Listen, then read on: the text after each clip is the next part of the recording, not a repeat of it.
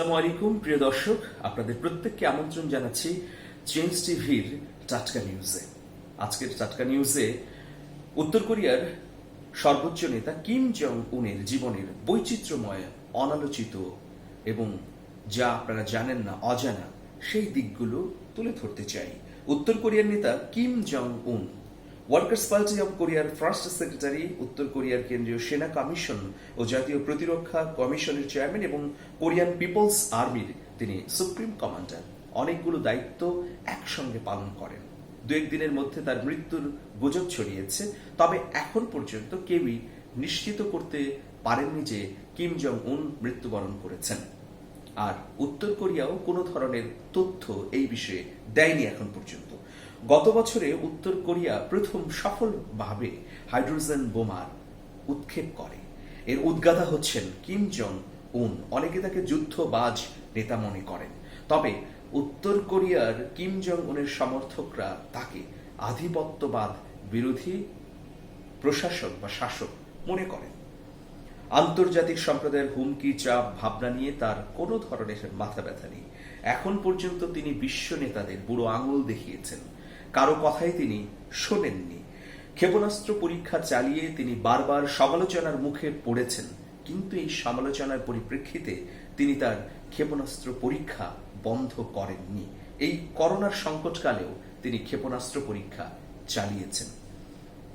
যুক্তরাষ্ট্র এই দেশটিতে বারবার হামলার হুমকি দিয়েছে, শেষ পর্যন্ত হামলা করেনি, কিন্তু পিছুও হটে আসেনি উত্তর কোরিয়া তার বর্তমান ভূমিকা থেকে।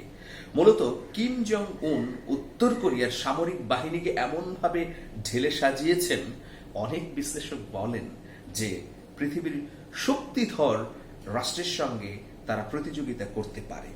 যাই হোক, কিম জং উনের উল্লেখযোগ্য কয়েকটি দিক আমি এখন বলছি, যেগুলো আমরা জানি না। কিম জং উন আনন্দদানকারী, সবসময় তিনি আনন্দে থাকতে পছন্দ করেন।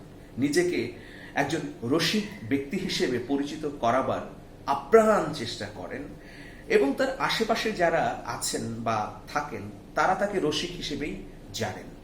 প্রচন্ড কর্মব্যস্ততায় বা দুর্যোগেও তিনি বিষণ্ণ হন না। এটা হচ্ছে কিম জং উনের একটা বড় দিক। তিনি ডোনাল্ড ট্রাম্পকে তো পরোয়াই করেন না। বিশ্বের সবচেয়ে রহস্যময়, হেয়ালি এবং অনিশ্চিত একজন ব্যক্তি এই কিম জং উন। নিশ্চিত করে তার সম্পর্কে কোনো তথ্যই আসলে দেয়া যায় না যে এখন তিনি কি করবেন বা ভবিষ্যতে কি করবেন। যাই হোক প্রিয় দর্শক, তার বয়স খুবই কম। তার বয়স 36 বছর। 36 বছর বয়সের এই শাসক গোটা বিশ্বকে তার বক্তব্য দিয়ে, তার সামরিক শক্তি দিয়ে, কথা বলে দেখিয়ে দাপিয়ে বেড়াচ্ছেন। সময় কাটান প্রমোদতরীতে। তিনি প্রমোদতরীতে থাকতেই পছন্দ করেন। অবসরে প্রমোদতরীতে সময় কাটান কিম।